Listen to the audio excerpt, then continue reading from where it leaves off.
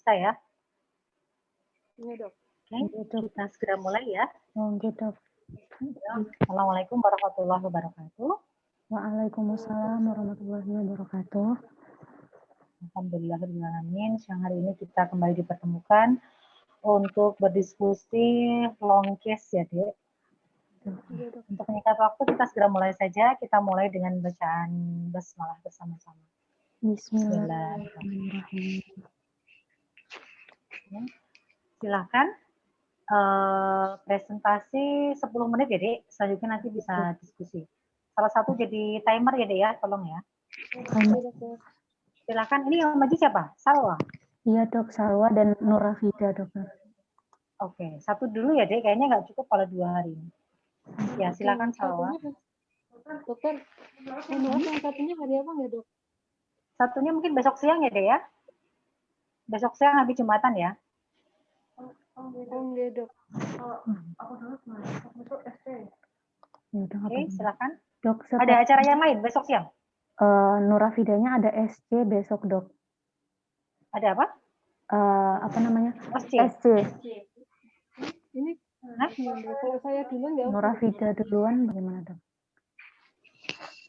Besok kenapa? Satunya SC. Iya, Dokter. Kalau saya Jadwal duluan. SC maksudnya? Enggak, Dokter. Oh iya iya, ya silahkan. Oh iya, nggak apa-apa. Ini stop share.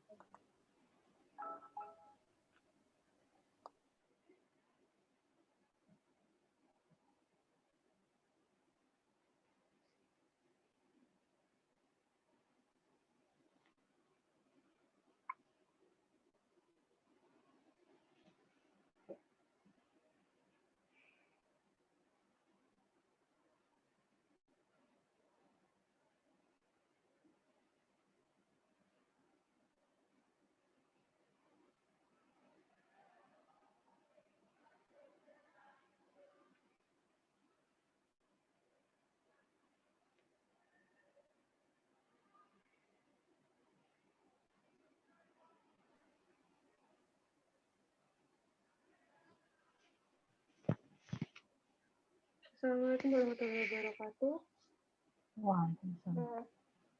Perkenalkan, Dok, saya Rafida mau maju long case asma bronkial hari ini tentang asma bronkial. Untuk kasusnya identitas pasien, nama lengkap anaknya anak D, tanggal lahirnya 25 Juli 2011, jenis kelaminnya laki-laki, usianya 9 tahun, Dok. Kemudian alamatnya Pendopo Harjo, Sewon, Bantul. Kemudian tanggal masuk bangsalnya 9 November 2020, diagnosanya dengan dyspneo. Untuk identitas orang tuanya, nama ayah Tuan X, usianya 42 tahun, pendidikannya SMP, pekerjaannya petani. Nama ibunya Tuan Y, usianya 41 tahun, pendidikannya SMK, pekerjaannya buruh pabrik. Untuk asesmen IGD-nya, pasien datang dalam keadaan sadar di antara orang tua dengan keluhan sesak nafas, pasien mengeluh dada sakit, batuk dan pilek 2 hari sebelum masuk rumah sakit, demamnya tidak ada. Sore hari tanggal 8/11/2020 mulai sesak nafas dan sudah diasap di bidan. Kemudian kondisinya membaik, namun 3 jam sebelum masuk rumah sakit, anaknya sesak nafas kembali. Riwayat sesak nafasnya ada, bronkopneumonia juga pernah mengalami bronkopneumonia, riwayat berpergian tidak ada, riwayat kontak dengan pasien COVID-19 tidak ada, riwayat alergi ada. Secara objektif, keadaan umum pasien tampak kompos mentis, tampak sesak, pasien lebih senang duduk, hanya dapat berbicara dalam kata. Kemudian untuk tanda vitalnya, suhunya 36,5 derajat Celcius, heart rate-nya 114 kali per menit, RR-nya 33 kali per menit, SpO2-nya 88%, kemudian TD-nya 105/55 mmHg. Kemudian untuk kepala dan leher ditemukan ada nafas cukup hidung positif. Kemudian untuk paru, toraks pada bagian paru, retraksi dada ditemukan positif, suara vesikuler dasar paru positif, bronki positif, wheezingnya positif. Untuk toraks jantung, S1, S2 reguler positif, bisa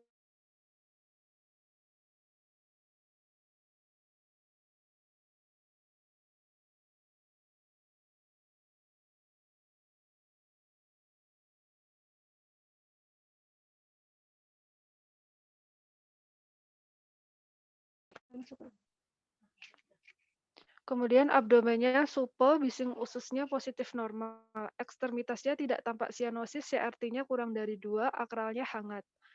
Kemudian untuk pemeriksaan darah lengkap pada jam 2.19 tanggal 9/11/2020 di IGD ditemukan adanya kelainan peningkatan leukosit sebesar 16,58 dan adanya peningkatan segmen sebesar 84.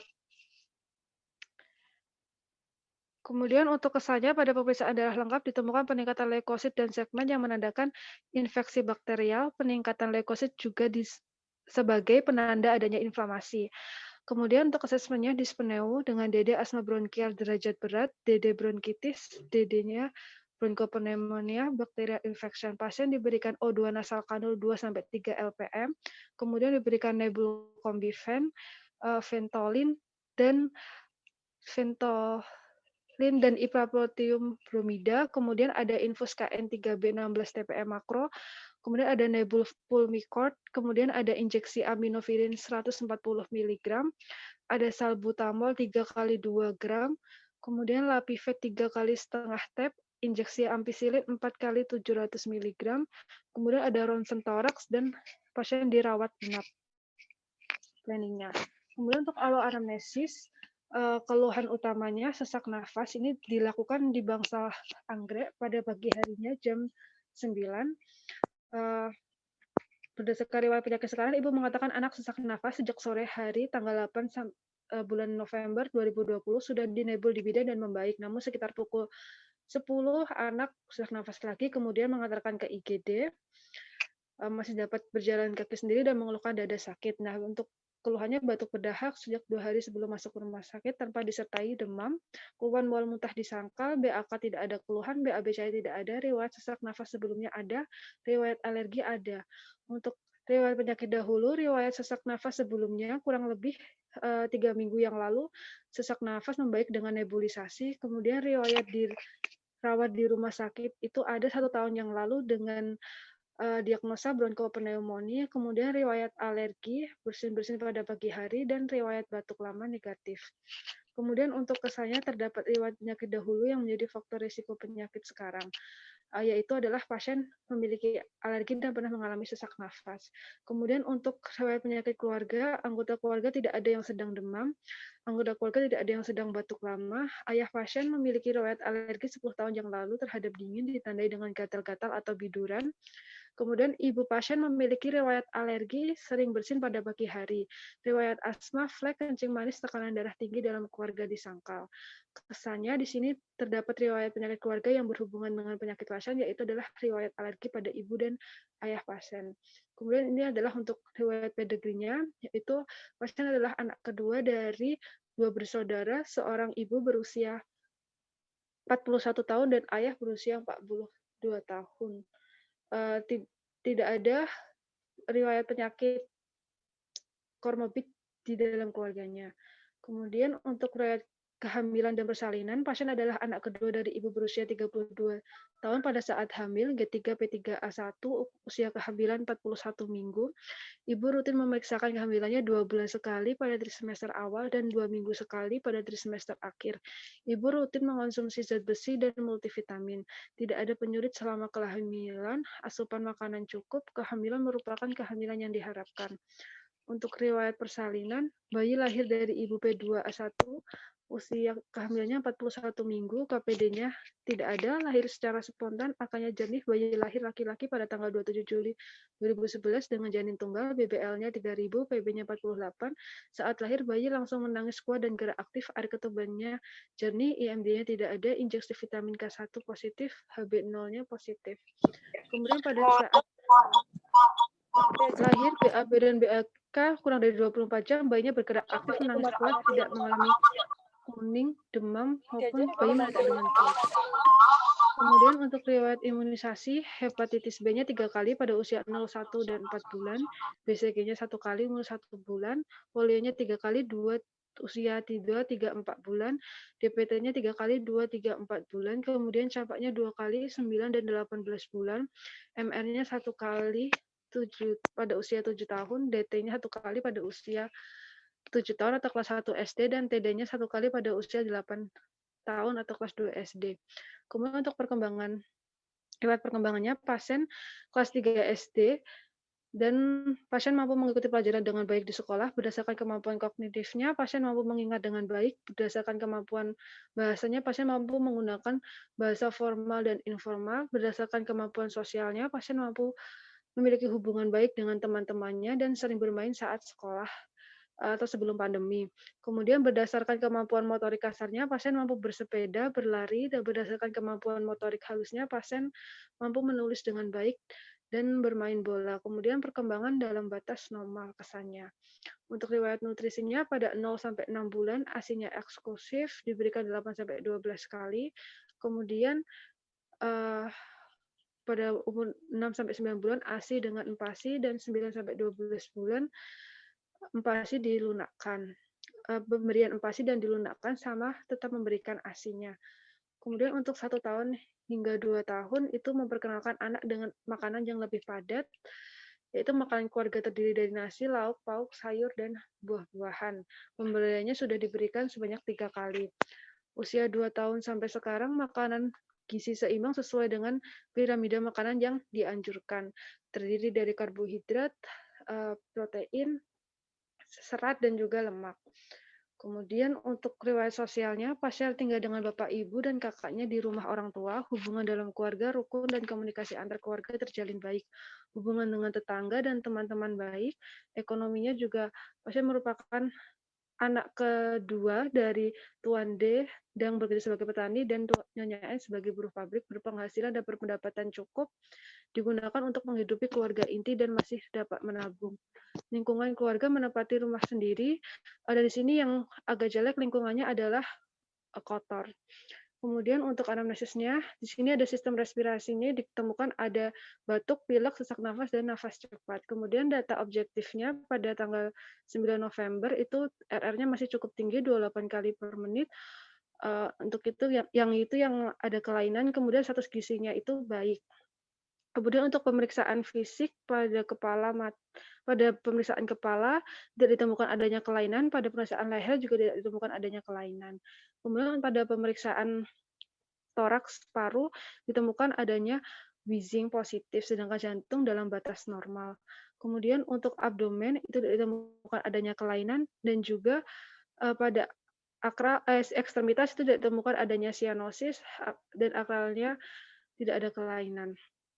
Kemudian untuk pemeriksaan penunjang ronsen toraks ditemukan corakan bronkovaskuler meningkat, kesannya bronkitis dan besar kor normal. Untuk diagnosanya asma bronkial persisten ringan dengan derajat berat tak terkendali. Untuk planningnya O2 nasal kanu 1 LPM, namun orang tuanya menolak, infus KN 3B 8 TPM makro, injeksi ampicillin 4 kali 750 mg, injeksi aminovilin maintenance 0,5 mg kg/BB per jam, Lapifet 3 kali setengah tab, Trilak 3 kali 4 mg, Birotek 3 kali 1 puff setiap 8 jam. Dietnya adalah diet normal, 3 kali makan, kebutuhan energinya 1.650 kilokalori, proteinnya 42 gram. Planning monitornya, keadaan umum, tanda vital, evaluasi DL 3 hari. Edukasinya adalah mengidentifikasi pencetus asma dan penghindaran terhadap pencetus asma, melakukan pengobatan rutin dan mengenali tanda darurat dan bagaimana cara mengatasinya. Berikut adalah follow up-nya tanggal 10 November. Di sini masih ditemukan sesak nafas pada pagi hari, namun pasien tidak tidurnya nyenyak. Kemudian untuk pemeriksaan objektifnya di sini ditemukan RA-nya masih tinggi 28 kali per menit, namun masih dalam batas yang normal. Kemudian di sini ada pada pemeriksaan torak ada wheezing positif. Dan di sini asesmennya adalah asma bronkial persisten ringan dengan derajat berat tak terkendali bacterial infection. Kemudian untuk planningnya, infus KN 3B 8 TPM makro, injeksi ampicillin 4 kali 750 mg, drip aminovilin 0,75 mg, Lapifet 3 kali setengah tab, Trilak 3 kali 8 mg, Birotek 3 kali 1 puff.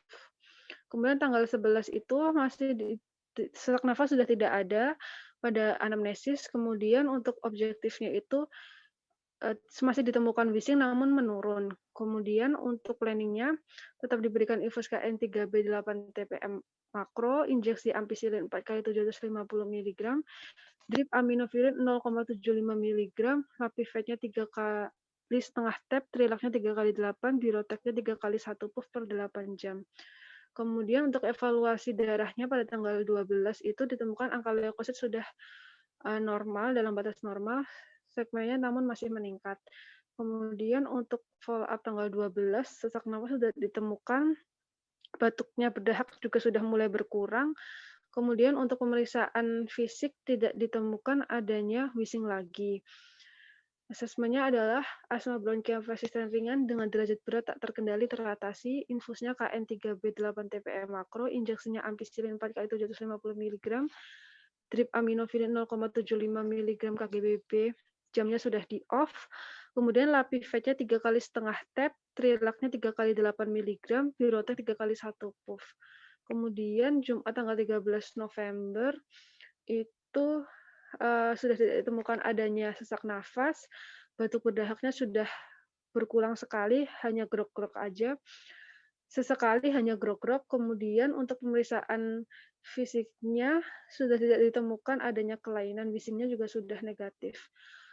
Untuk asesmennya, asma bronkial persisten ringan dengan derajat berat tak terkendali teratasi. Untuk planningnya sudah boleh pulang, kemudian obat yang dibawakan adalah ampicillin 3x200 mg, Birotek 3x1 puff, Lapivec 3x setengah tap per oral, Trilak 3x4 mg per oral.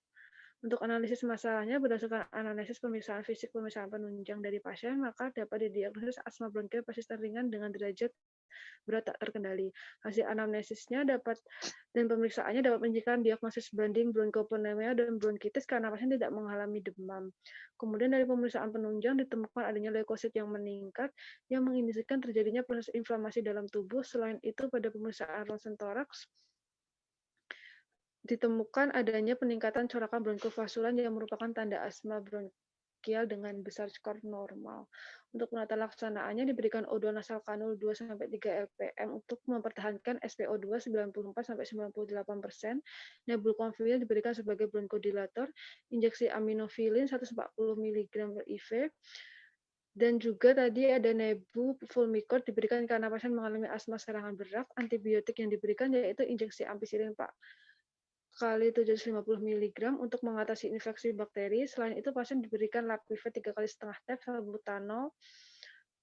Kemudian untuk memenuhi kebutuhan cairan pasien dengan berat badan 28 kg, maka diberikan KN3B 10 TPM makro. Planning yang diberikan kepada pasien yaitu RO toraks dan rawat inap di rumah. Untuk tinjauan pustakaan dipresentasikan buatan ya, Dok? Yang usahakan nggak usah deh, langsung ke diskusi saja. Oke, Dok. Asma usia 9 tahun dengan batuk sesak 1 hari sebelum masuk rumah sakit tadi ya. RR-nya 28 kali. Oke. Asma itu sebetulnya apa sih asma? Definisi asma apa deh? Asma adalah sesak nafas yang ditandai dengan adanya wheezing, kemudian batuk kronik, kemudian dia itu reversible dan memberat pada waktu tertentu, biasanya pada malam hari, disertai dengan adanya faktor dan bisa kambuh tuh karena ada faktor pencetus, begitu, Dok. Okay. Jadi mekanismenya dia terjadi apa di dalam bronkus dan bronkiolusnya? Inflamasi. Dok. Kalau inflamasi berarti obatnya harus diberikan apa? Steroid, dokter.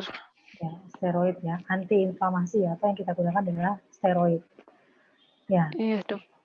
Kita ini sudah ketemu tadi ya, ini khas ya. Jadi ada batuk, sesak, kemudian tanpa demam. Jadi memang khasnya ke asma bronkial. Coba ke diagnosis awal waktu di UGD apa? Begini, Dok. Dyspnea.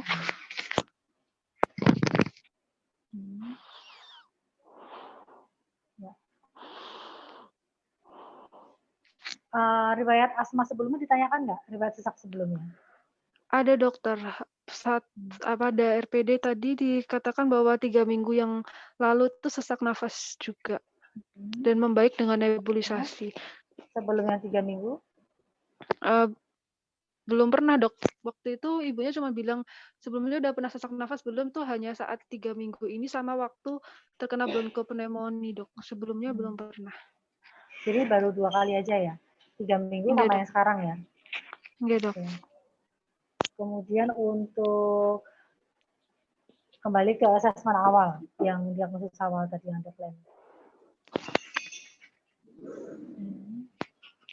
Di sini ya.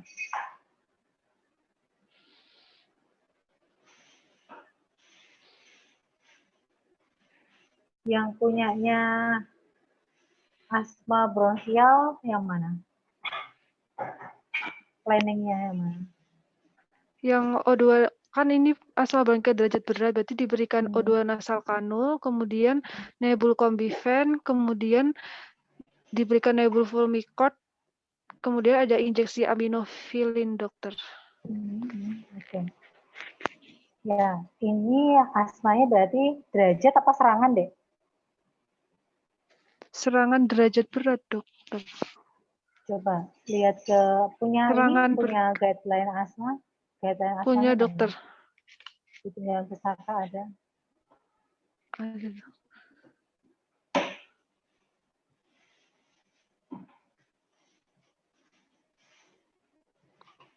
Serangan.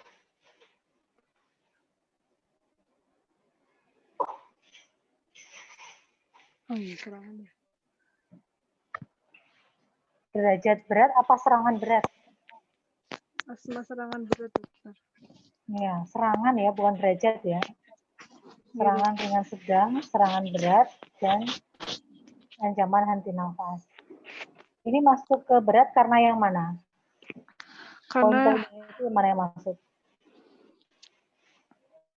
Kesana tadi aja deh, yang di penjelasan pustaka mana yang masuk kriterianya? yang bicara dalam kata dok. Bicara dalam kata, kemudian dia duduk bertopang lengan, kemudian nafasnya meningkat, SpO2-nya kurang dari 90%, ada retraksinya, frekuensi nafasnya meningkat, dokter. Oke, semua sudah disebutkan di objektifnya, sudah disebutkan. Untuk retraksi sudah, dok. SpO2-nya sudah. Yang saya tidak tahu itu keadaan anaknya gelisah atau tidaknya itu, tapi di rekam medis tertulis tampak sesak.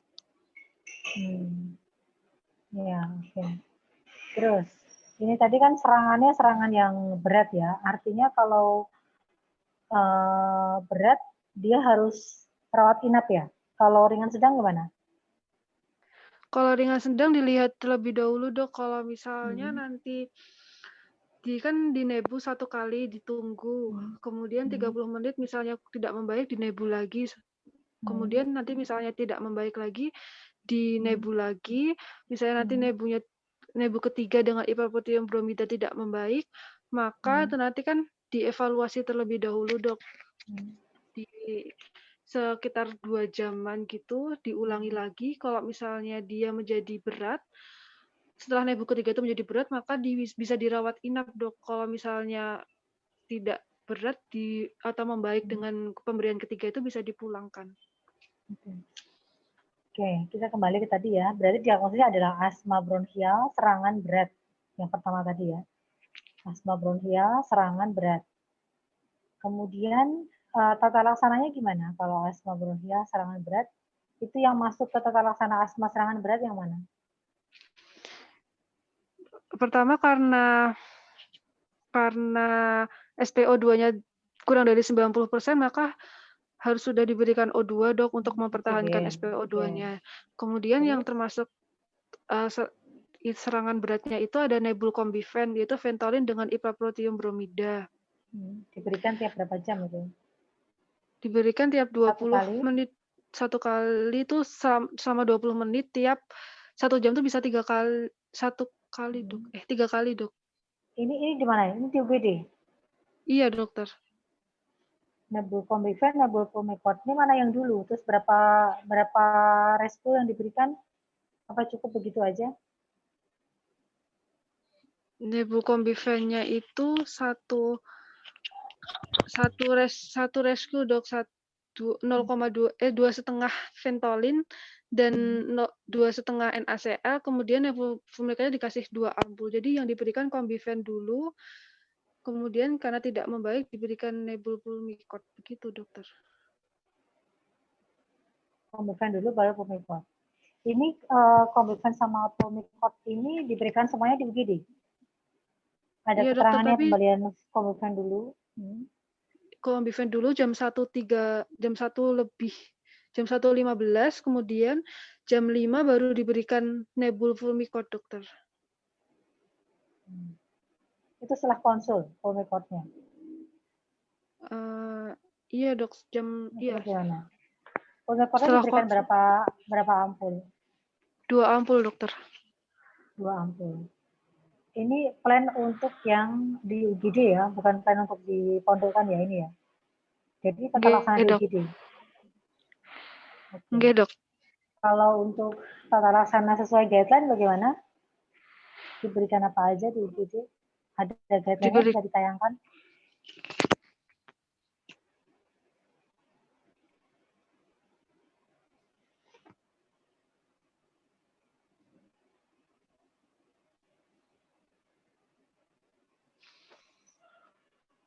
Niki, dokter.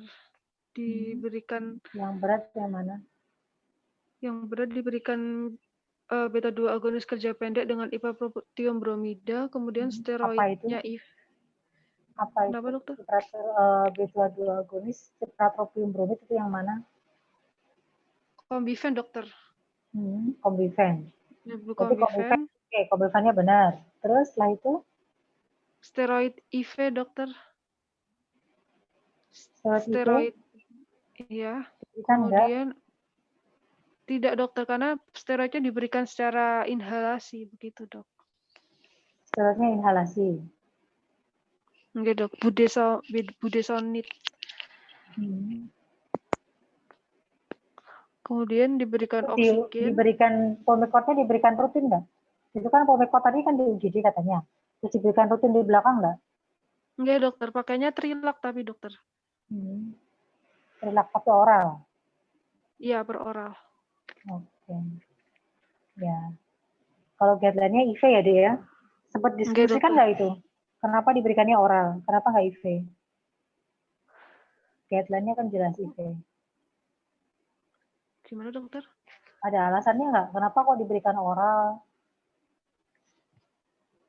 Saya belum tahu, dok, kalau dari pasien ini. Biasanya karena kok diberikan IV itu ketika pasiennya sudah tidak bisa makan, minum, atau sulit sangat sesak itu IV, dok, kalau berdasarkan keterangan di guideline. Atau bisa oral, cuman kalau oral itu hanya lebih lama begitu, dok. Oke. Ya, terus setelah itu, setelah steroid IV diberikan apa lagi?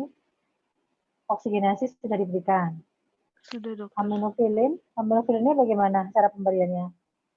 Aminofilinnya pertama kali apabila belum diberikan aminofilin itu diberikan dosis 6-8 mg, itu loading selama 30 menit. Kemudian diberikan nanti pada apabila pasiennya? Iya, dokter. Pada pasiennya diberikan. Loading. Diberikan, diberikan ya? Diberikan, dokter. Ya, terus? Kemudian nanti kalau belum membaik diberikan rumatannya tuh 0,5 sampai 1 mg, dokter. Oke. Untuk apa sih aminofilin? Kan tadi katanya reaksi inflamasi. Kalau dikasih aminofilin? Untuk meningkatkan kerja paru, dok, karena aminofilin kan bekerjanya di saraf, di nervus sentral, nggak, dok, di central nervous system. Itu bisa langsung meningkatkan kerja paru, begitu, dok. Ya, sebagai bronchodilator ya, tapi secara sentral. Terus setelah aminofilin apalagi tadi? Diberikan Lapifet.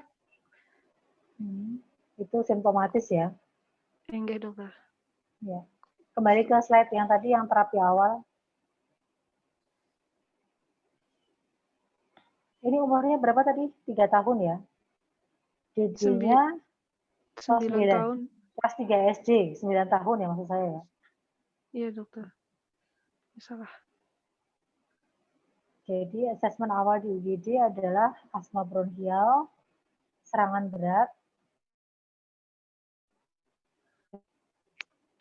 Apa tadi? Bronkitis. Ya. Bronkitis juga bronkopneumonia. Itu serangan ya, bukan derajat ya. Oke, dokter. Salbutamolnya betul tuh, 2 gram. Salbutamol itu 0,2. Ini oral. Oral, dokter. Oral. Miligram, dokter. Ya Allah. Miligram. Miligram apa gram? Miligram. Miligram. Oke. Ini double-double ya, Dek. Pombifen tadi sudah ada isinya salbutamol. Salbutamol plus cipratropium bromid. Nah, tapi tetap diberikan secara oral. Dok. Terus double dong. Terus yang terapi di bangsal planning-nya apa tadi? Setelah kita tahu ini bahwa ini adalah asma, tadi untuk menyingkirkan bronkitis dengan dilakukan ronsen ya. Bronkitis dan pneumonia, hasilnya ronsennya apa? Saudara bronkovaskularnya meningkat, dok. Terus parah pneumonia enggak? Pripun, dokter? Parah pneumonia enggak? Boten, dok. Enggak ada. Hanya bronkitis saja ya. Oke. Oke. Terus ini diagnosis apa ini? Ini diagnosis yang ada di bangsa, dok, setelah ada ronsen toraksnya. Diagnosisnya apa nih? Asma bronkial persisten ringan dengan serangan berat. Persisten? Mengapa persisten? Karena adiknya ini selama 1 bulan sudah mengalami lebih dari 1 kali, dok. Disebut persisten apabila berapa kali frekuensinya? 1 persisten ringan itu apabila 1 kali dalam 1 bulan. Kalau sedang itu 1 kali, lebih dari 1 kali dalam 1 minggu. Kalau berat itu setiap hari, dokter. Jadi masuk persisten. Walaupun dia asmanya baru 2 kali. Tadi kan dikatakan asmanya baru 2 kali. Ini sama 3 minggu yang lalu. Jadi, dok. Definisi persisten itu sendiri ada di situ? Di tinjauan pusaka ada nggak deh? Bedanya intermittent dengan persisten. Itu episode.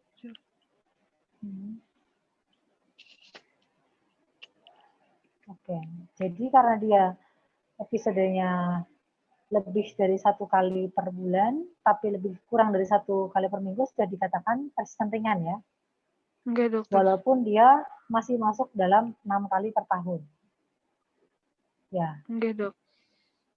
Terus kalau persisten ringan, ini setuju ya persisten ringan? Dari di sini kan disebutkan persisten ringan. Enggak, dok. Terus setelah persisten ringan, kemudian diagnosisnya tadi asma persisten ringan, serangan berat. Tak terkendali, dok. Tak terkendali, mengapa tak terkendali? Karena adiknya ini tuh sebenarnya seharusnya kan kalau persisten yang terkendali itu menggunakan obat, dia tidak ada serangan, dok. Tapi adiknya ini dia tidak menggunakan obat, begitu, dokter. Apakah dia sudah pernah diberikan obat sebelumnya? Belum pernah, dokter. Belum pernah. Belum pernah diberikan obat perekan pengendali. Belum, di sini dokter. Mau diberikan, dia masuk ke obat pengendali nggak sebaiknya? Gimana, dokter? Dia harusnya diberikan obat pengendali apa enggak? Enggak, dokter. Enggak, dokter. Kalau persisten ringan? Persisten ringan diberikan intermittent, dokter, yang tidak diberikan. Nah, diberikan nggak pada pasien ini? Kalau persisten ringan seharusnya diberikan, dokter. Tapi pasien ini belum pernah mendapatkan, sehingga setelah dilakukan rawat inap ini diberikan controller. Begitu, dokter. Sudah diberikan controller waktu pulang. Sudah dikasih Birotek untuk 3-5 hari. Kemudian isinya apa Birotek? Isinya fenoverol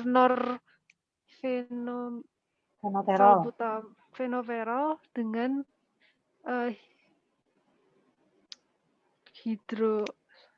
saya lupa, dok.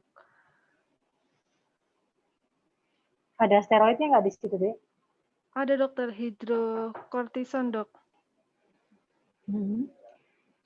Berapa mikro hidrokortisonnya? Itu diberikan rutin? Diberikan setiap 8 jam dok, sampai 3-5 hari sampai asmanya itu tidak ada gejala. Begitu dokter. Apa yang disebut kontroler itu seperti itu deh, hanya diberikan 3-5 hari?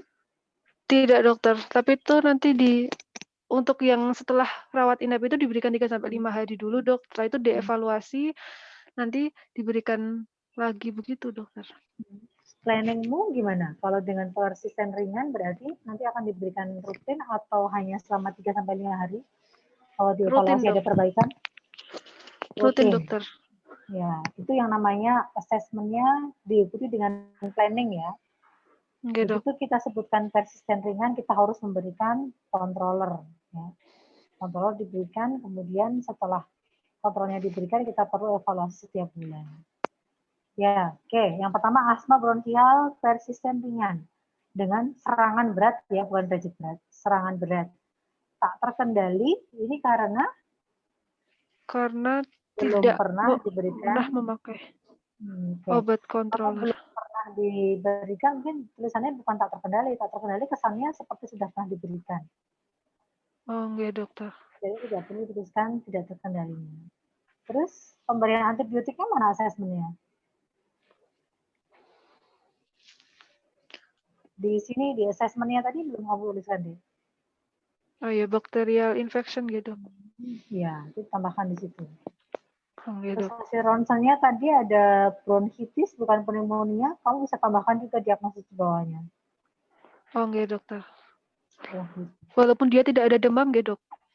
Tidak ada demam, tidak apa-apa. Oh, enggak. Kemudian yang kedua, yang kembali ke slide berikutnya tadi, yang plan tadi, plan. Ya. Plan yang di... Ya. Ini di mana ini? Di Bangsal. Iya dokter. Ya.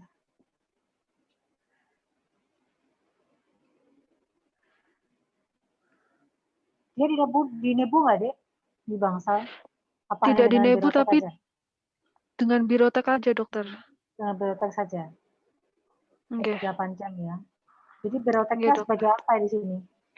Di sini sebagai pengendali dan juga sebagai pereda dokter. Ya. Dua-duanya bisa, tapi kalau melihat di sini dia lebih sebagai pengendali ya. Pengendali.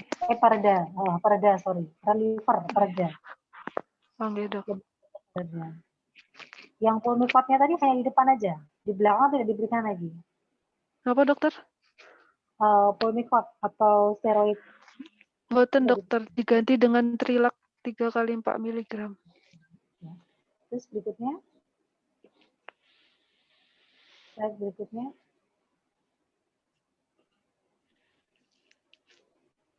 Dia membaik di hari keberapa? Hari tanggal 12.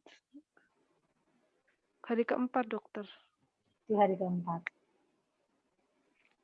Ya.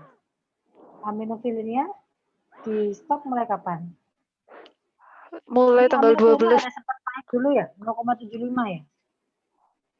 Iya dokter, kan awalnya diberikan 0,5 dok setelah dari IGD itu. Kemudian ternyata keesokan harinya itu meningkat lagi wheezingnya adiknya. Terus ada sesak nafas, maka dinaikkan lagi jadi 0,75 mg per kgbb per jam dok.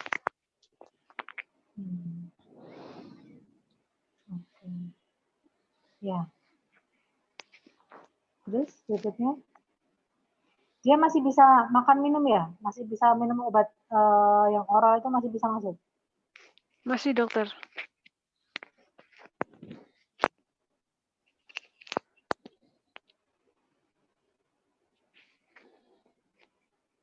Mulai membaik di hari keempat, hari Rabu ini? Hari Kamis dok. Hari Kamis. Ada perbaikan? Wheezingnya sudah tidak ada, sesak nafasnya sudah tidak ada, hanya tinggal batuknya aja dok. Kalau perbaikan dituliskan ya, teratasi. Oh, sudah ya? Sudah dok. Terkendali. Ini tulisan tak terkendali ini dari mana? Ada dasarnya deh, tak terkendali. Ada di guideline-nya kalau dia belum pernah mendapatkan obat pengendali Belum. tulisan tak terkendali gitu. Boten dokter, boten wonten guideline-nya. Ya, jadi tak terkendali dihapus saja ya. Nggih dokter. Menunjukkan kalau dia belum pernah mendapatkan obat pengendali. Tak terkendali itu kesannya sudah diberikan obat tapi dia tidak bisa dikendalikan. Nggih dok.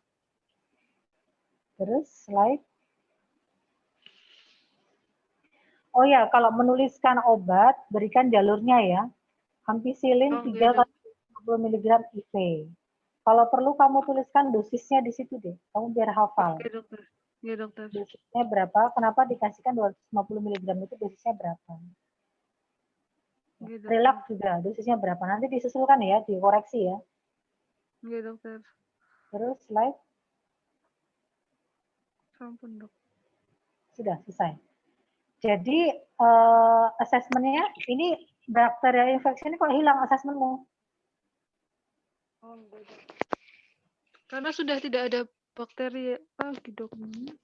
Kalau Sudah menurun dok. membaik, sudah menurun dituliskan membaik, bukan Oh iya dihilangkan. dok. Jadi Oke dok. diagnosis akhirnya apa?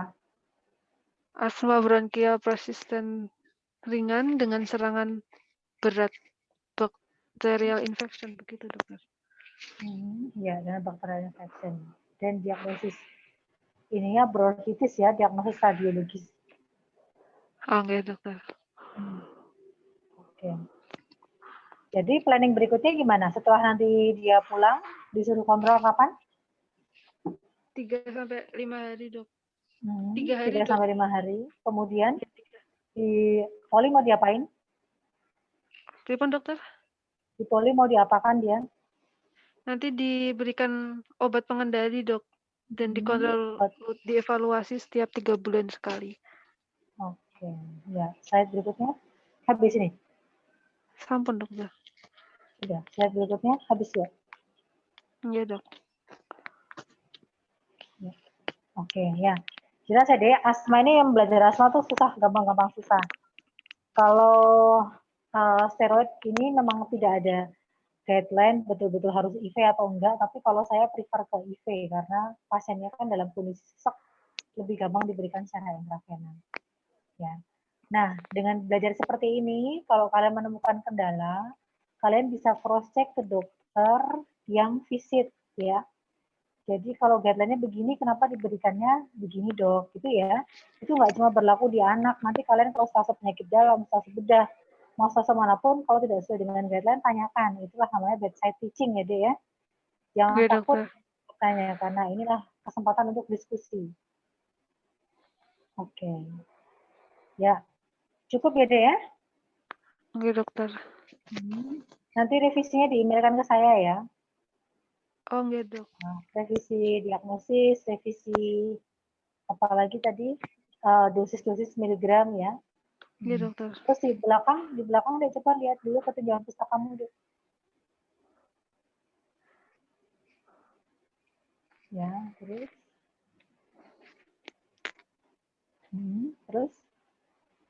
Terus lagi.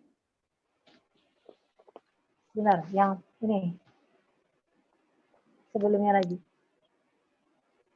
Slide berikutnya. Ya. Sebelumnya. Nah, ini ada di sini kriteria pengendali. Enggak dok. Ya, jadi ini sudah diberikan obat ya. Kalau tadi kan kamu tuliskan tak terkendali, berarti dia uncontrolled, yang paling bawah. Oh iya dok. Jadi beda ya. Jangan tulisan uncontrolled, lebih baik tidak usah dituliskan karena dia belum pernah mendapatkan obat pengendali. Slide.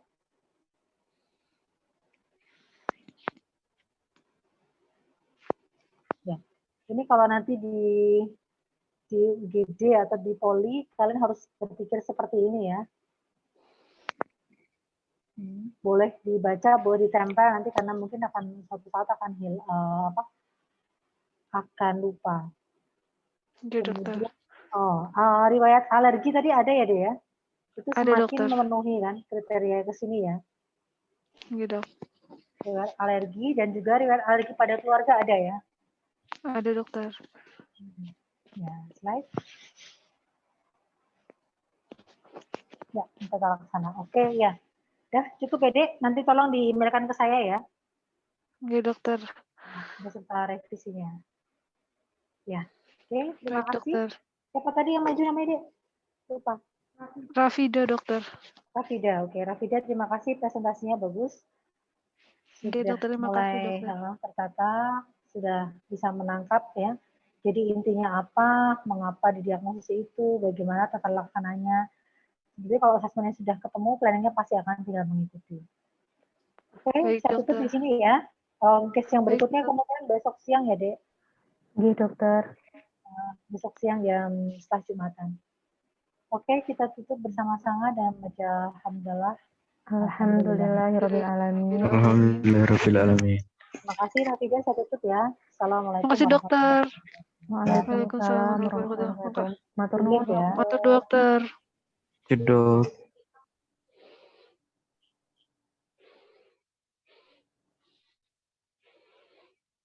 Mantap sih.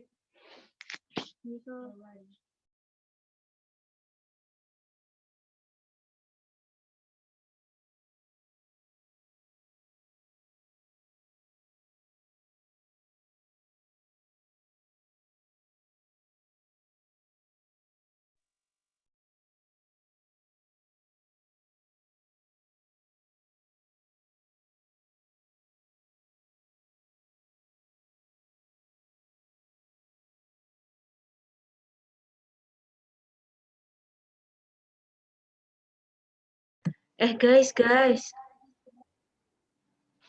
Halo. Sen.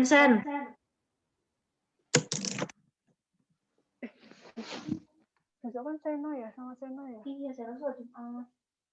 Oh, makanya itu. Gimana, Sal? Ini aku lift menggembang nggak sih suaranya? Patiin aja. Guys, jadi besok itu gimana ya? Kalau kata Vida bilangnya apa ya, Vid? Nih, Vid. Jadi kan aku besok SD, tapi nggak tahu SD sampai jam berapa. Nah, terus habis itu misalnya nanti aku selesai jam 12-an, itu aku backup anggrek dulu. Tapi kan jam 12-an saya udah selesai Jumatan, jadi nggak apa-apa kan? Nggak perlu backup lagi kan? Tapi kemarin tuh jam 11-an, Vid, datangnya. Kalau misalnya Tergantung polinya cepat atau enggak selesainya tuh loh. kalau misalnya dokter Laras sebelum jam 12 ada yang mau nggak backup lagi? Nemenin doang gitu sih. Nah, aku pulang jam 11.30 kayak tadi nggak apa-apa nggak? Nggak apa-apa sih. Tapi kamu pulang ke kos? Ke kos berarti. Nggak sama aku aja di sini. Lah, Atau kan kamu masih maksudnya aja. kamu aku temenin di Kamko, jadi biar ada temennya gitu loh maksud aku. Oh, di Kamko. Apa sama Di Kamko Atika. ya. Ya di Pokoknya ada Kamko aja temennya ya. biar Tapi aku males loh, laptop ini gede. Jangan di Kamko, jangan di Kamko. Iya, Kenapa? Nanti ada orang masuk, nggak kondusif kayak aku waktu itu loh. Oh, ya udah kalau nggak apa aku di Terus nggak ada tancepan juga loh kamu. Oh, ya udah. Jadi gimana ya lo? Mek Vida SC Aku aja sampai loh. siang tuh nanti malah angkernya kosong. Ya nanti Karena aku ke anggrek berarti. Apa? Aku kan alam. Ya, kalau bisa Kak Anggrek berarti. Kamu bisa apa lo? Bisa, tapi kan alam kan biasanya jam 11 kan? Setengah 11. Kalau ada pasnya dokter Laras dokter Ani enggak ya? Masalahnya kalau ada itu tuh siang semua jadinya. Ada 5 anggrek. 5 alam. Dokter siapa? Dokter siapa sih? Dokter Ani ya? Tapi alam satu nggak apa-apa sih. Nanti kalau enggak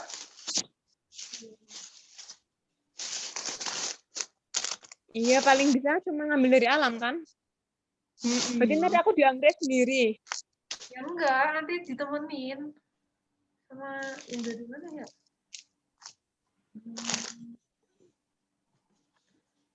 Ya, aku bingung. Ini kalau aku SD-nya sampai siang ya saya.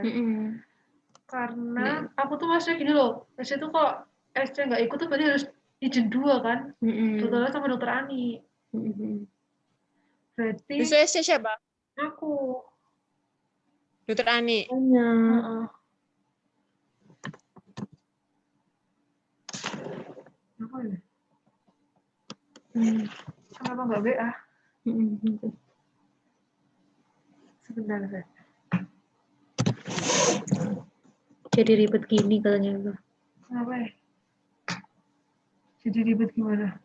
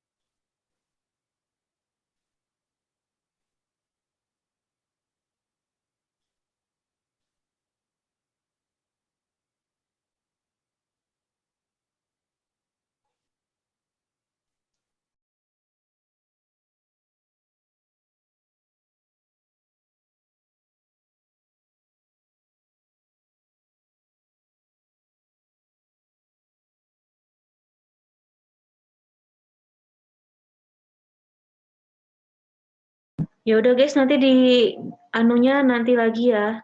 Ini belum stop record, guys.